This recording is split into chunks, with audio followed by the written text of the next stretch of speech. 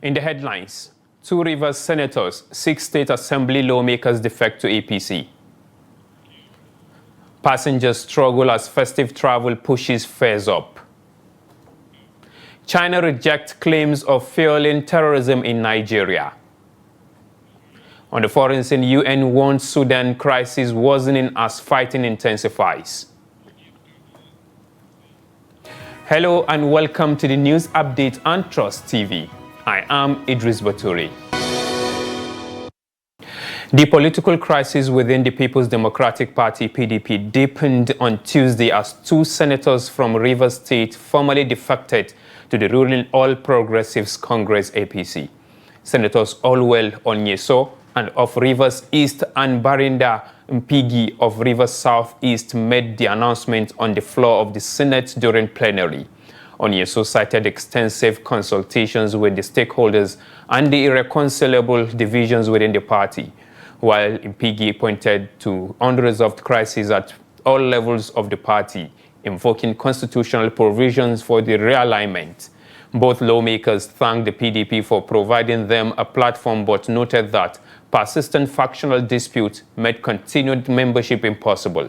They stressed the need to align with the federal government to better serve their constituents. A high-powered APC delegation, including the National Secretary, South-South Vice Chairman, Deputy National Chairman, North, National Youth Leader, and River State Chairman, received the senators, hailing the move as a significant boost for APC's influence in the South-South ahead of the 2027 elections. Right to officially announce my defection from the People's Democratic Party to the All Progressives Congress. This decision is coming on the heels of several consultations with Rivers East Senatorial District people, whose collective aspirations I represent, and several other stakeholders to ensure the effective representation of Rivers East Senatorial District people in the red chambers. This is from, in accordance with section 681G of the Constitution of the Federal Republic of Nigeria, I, the Swing Senator Bigi Barinada, hereby announce and notifies my colleagues in the red chambers of my defection from the People's Democratic Party to the All Progressives Congress. I'm doing this after due consultation with the people of my senatorial district. The PDP has unresolved issues. Divisions at the national, divisions at the state, divisions at the local government, and divisions even at the ward levels, resulting in parallel structures across the nation and the breakdown of effective party authority in Rivers State particularly and my senatorial district in general. These circumstances clearly constitute a division within the meaning of the Nigerian Constitution, rendering continued membership untenable and unpracticable. Still on political matters, 6 members of the Rivers State House of Assembly, longtime allies of former Governor Nyesom Wike, have formally defected from the People's Democratic Party (PDP) to the All Progressives Congress (APC). The defections took place during a plenary session on Tuesday, highlighting deepening divisions within the state's PDP.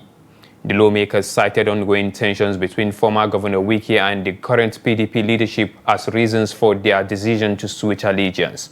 The move has sparked reactions across the political landscape, with analysts warning that it could have major implications for governance and the upcoming elections in Rivers State. The APC welcomed the new members, describing it as a boost for the party in the South-South, while PDP officials expressed disappointment, cautioning that defections could weaken the party's hold in the states. Atmosphere of instability that makes it increasingly difficult to effectively represent the interests of my constituents. Consequently, I'm constrained to resign my membership of the People's Democratic Party (PDP) and join the All Progressive Party (APC). This move comes after extensive consultations with my political leaders and the good people of my constituency. While I remain grateful to the PDP for the platform provided to me in previous years, my primary commitment is to the progress of my constituency and the nation, a goal I believe is now best served through the All Progressive Congress, APC. God bless the Federal Republic of Nigeria. Point of order, Mr. Speaker. Honorable Felix Uche Mweke, member representing LMA, Tai, Oivo Federal Constituency of Rivers State. Honorable Felix, congratulations. Welcome to APC. You can please come over. Let us appreciate you. Extend your greetings to both the majority and the minority leaders. All members that have defected, please can you come out? Point of order, Come Mr. out, Speaker. please, for a handshake. Honorable Bob Solomon.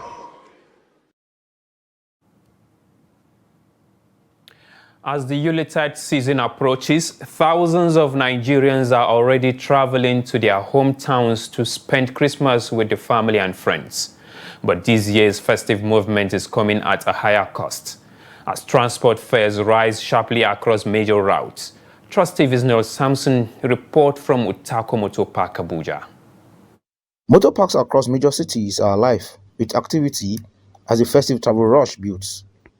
At Utako Motor Park, Trust TV observed a steady influx of passengers from early morning until about 2 p.m., with vehicles lining up to load travelers eager to get ahead of the Christmas rush.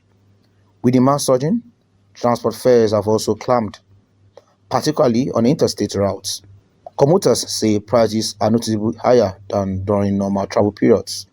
At Utako Park, fares now stand at about 35,000 naira from Abuja to Lagos, 30,000 naira to Yola, 15,000 naira to Jos, and 40,000 naira to Onitsha. Many passengers say the increase is forcing them to rethink travel plans or delay their journeys. I can say it's expensive for me, or for an average person is somehow expensive, but some people need to see their family, so they will pay. So how much money do they go? Okay, I'm paying 35. The park is looking really rowdy, and I'm afraid it's looking like it's going to be a stressful journey.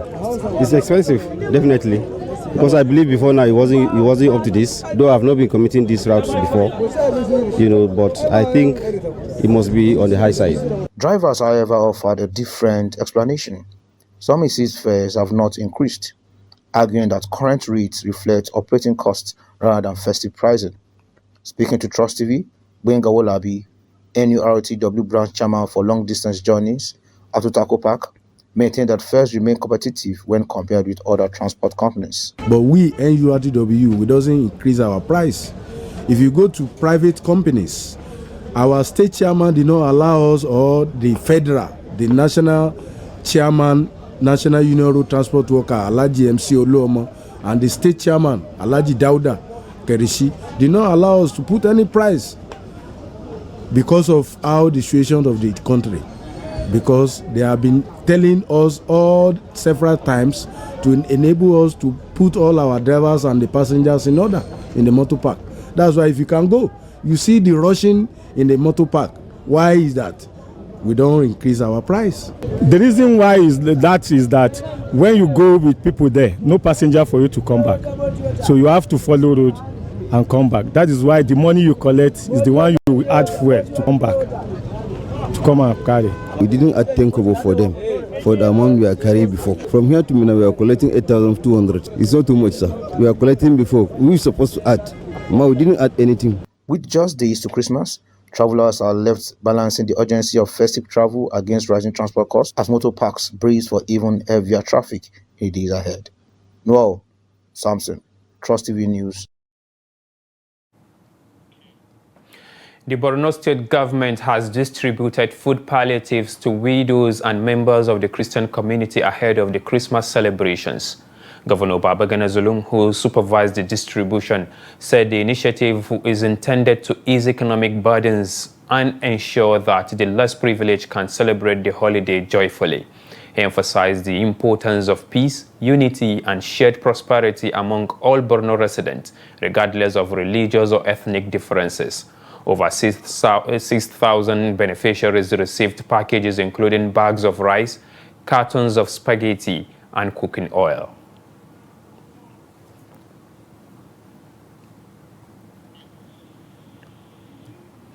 The Sokoto State Command of the National Drug Law Enforcement Agency (NDLEA) has arrested 146 suspects and seized 982.8 kilograms of illicit drugs in the last 4 months. The State Commander, Mustafa Muhammad Gidado, disclosed this on Tuesday while briefing journalists on the command's achievements since assuming office. He revealed that those arrested include a 72-year-old man. According to Gidado, 13 suspects have been convicted, while 18 others are currently facing trial. He added that 18 drug-dependent individuals have also been rehabilitated and successfully reintegrated with their families.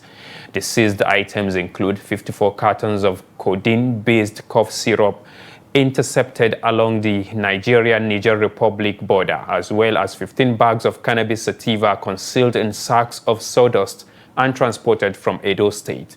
Other seizures include 198 blocks of cannabis sativa, diazepam, and other illicit substances.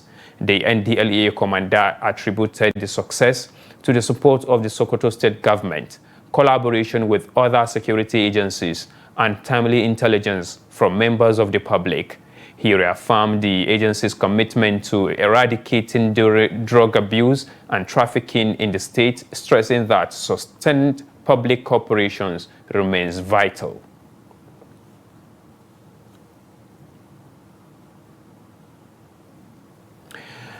In Abuja, a different kind of book market is thriving not in bookshops, but on busy highways and in traffic. Roadside book selling has become a fast-moving business, offering convenience and cheaper prices to motorists and commuters. But behind the quick sale are deeper questions about copyright, piracy, and author earnings. Amina Ibrahim reports. This is the front line of Abuja's informal book trade. In the middle of traffic, roadside bus stops, vendors turn congestions into opportunities, pitching books to motorists and commuters with little time to visit bookshops. I love books, so I buy books wherever it is I find them. If I get a book at the bookshop, what I'm looking for, I will buy. But if I get to also see by the roadside what I'm looking for, I'll buy. For me, it's just wherever I see books, that I love, literally. So when I come to the roadside and I don't find what I'm looking for, I can go to the big store to buy. For old novels, this is more cheaper, but for the new books, just buy from online. At least they're the ones that are way available than here. The business moves fast. New titles often appear on the road within hours of official release, raising concerns among authors and publishers. If they launch book today, maybe even at the launching occasion, at the launching site there, some of the vendors on the street will go and buy direct from them there and start selling immediately. If you can buy from them directly, within 1 day or 2 days, the shops people will buy in a large quantity, then we will start buying from them. There's no way you launch book today, within 1 week you have pirated copies. It's not true. I discourage people buying piracy. It's not even good at all, because you may even discover that those who issue pirated books, you make the right owner of the book to lose more. You understand? So we prefer to buying directly from the people that produce the books instead of buying piracy. And some of the piracy might not even be clear. They are not clear to read. When people read, it is when you can say the economy is moving. You understand? Because when people are enlightened, you see the country is moving in the right direction. You understand? So most of the things, like some of my customers, I always appreciate them. I told them, yes, it is better you buy books and read. When you read, you'll be enlightened, you'll be open, your challenges will be solvable. You can face your challenges. So reading is very, very important in any society. While Roadside Book is making reading more accessible and providing livelihoods, it is also weakening the system that produced these books. It is a complicated chapter in Nigeria's growing economy where access, profit, and creativity collide. Amina Ibrahim, Trust TV. The federal government says Nigerian security agencies are working with major social media companies to identify and remove accounts used by terrorists and criminal groups to promote their activities and raise funds. Speaking at an end-of-year briefing in Abuja on Tuesday, the Director General of the National Counterterrorism Center, Major General Ademulaka, said platforms including TikTok, Facebook, Instagram, Snapchat, and X have been exploited by terrorists to publicize operations, display looted items, and communicate with supporters. According to him, security agencies have held several engagements with social media companies to address posts and accounts that pose threats to national security. Laka noted that terrorist tactics continue to evolve through the use of aliases and unverified accounts, adding that security agencies are constantly adapting to counter these developments. He also disclosed that ransom payments remain a major source of terror financing, with point-of-sale operators increasingly used to move funds. He explained that ransom is often transferred to POS operators' accounts, who then release cash to kidnappers, making tracking more difficult. The NCTC boss said security agencies have intensified efforts to trace ransom payments, arrest those involved, and disrupt terror financing network, although operational details cannot be disclosed for security reasons.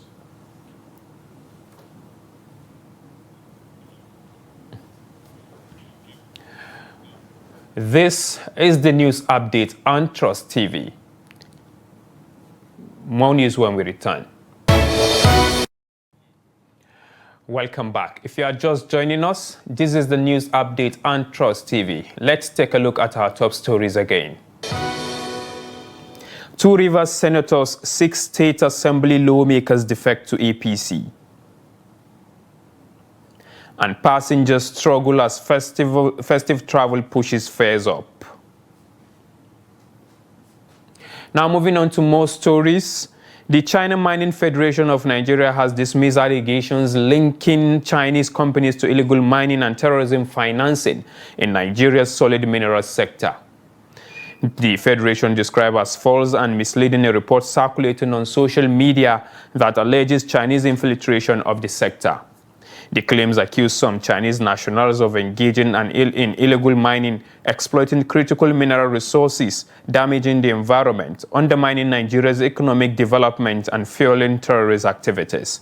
In a statement, the Federation maintained that Chinese mining companies operating in Nigeria strictly comply with the country's laws and regulations, in line with the guidance of the Chinese government. It said Chinese firms conduct their operations lawfully and work closely with the relevant Nigerian authorities to promote transparency and strengthen governance in the mining sector. While rejecting the allegations, the Federation called on Nigerian authorities to continue strengthening regulations and oversight of the solid minerals industry. The Federation also expressed its readiness to work with the Nigerian government and other stakeholders to deepen mining cooperation, support Nigeria's economic and social development, and deliver mutual benefit to both countries.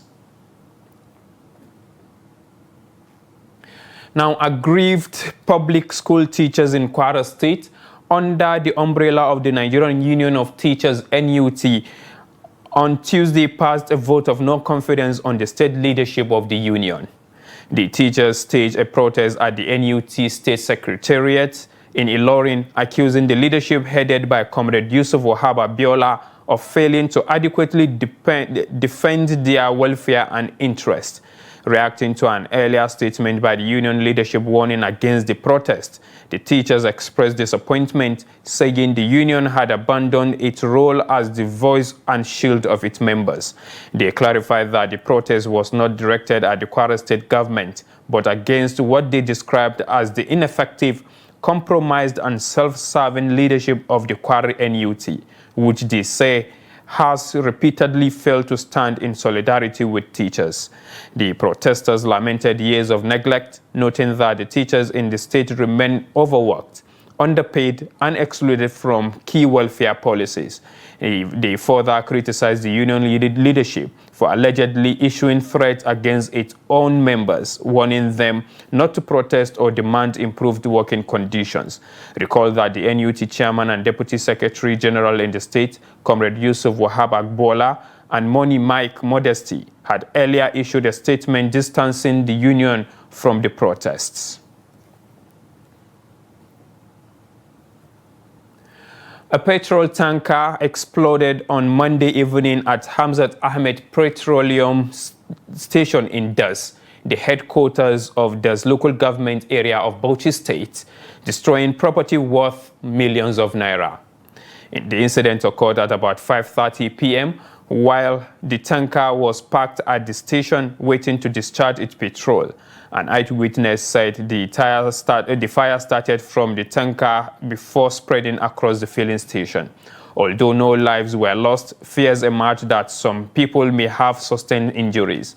Officials from the Bauchi State Fire Service quickly responded, controlling the fire before it could engulf the entire station. Confirming the incident, Dauda Pali, director of the Bauchi State Fire Service, said the cause of the explosion is still under investigation.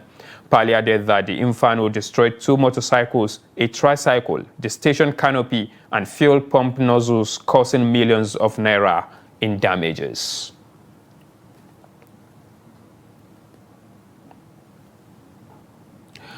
Now, a Toyota Hiace commercial bus collided with a train at the Arena Rail Crossing in Oshodi, Lagos, on Monday night, December 22, 2025.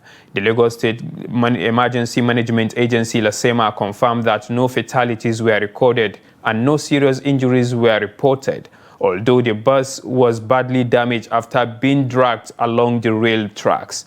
Preliminary findings indicated that the bus veered onto the railway line while attempting to cross, leading to the collision. Emergency responders arrived promptly, secured the area, and cleared the wreckage to restore traffic flow. The incident adds to a series of recent train-related accidents in Lagos, which have mostly resulted in injuries but few fatalities. Now in business, Nigerians paid an average of 1,061 naira per litre of premium motor spirit petrol in November 2025, according to the latest price watch by the National Bureau of Statistics, NBS.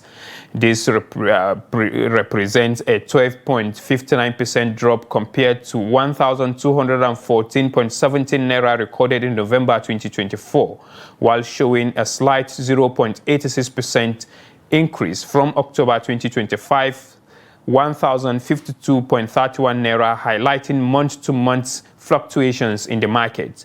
Regional variation showed Borno State with the highest average petrol price at 1,133.86 naira, followed by Sokoto at 1,118.83 naira and Kogi at 1,111 naira.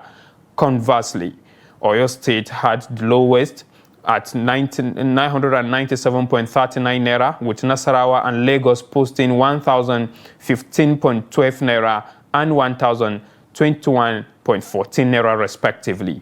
Zonal analysis revealed that the Northeast recorded the highest average petrol price at 1,084.04 naira, while the Southwest had the lowest at 1,036.12 naira.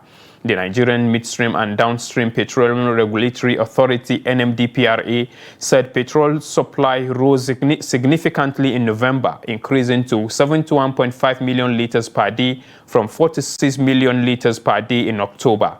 Similarly, national consumption grew by 44.5%, reaching 52.1 million liters per day against 28.9 million liters in October, creating an excess of 37.4 million liters. Now, away from Nigeria, the United Nations has warned that Sudan's humanitarian crisis is rapidly deteriorating as fighting between the Sudanese army and the paramilitary rapid support forces intensifies. During a briefing to the UN Security Council on Monday, representatives of several UN agencies raised alarm over growing risks to civilians and humanitarian workers amid the escalating violence. They reported that vital services, including health centers, are increasingly coming under attack, while the population faces rising levels of disease, hunger, and displacement. The World Food Programme warned that conditions could significantly worsen in the coming months as food stocks run out and fighting continues. The agency said it urgently requires more than $660 million to reach vulnerable population and avert a deeper humanitarian catastrophe.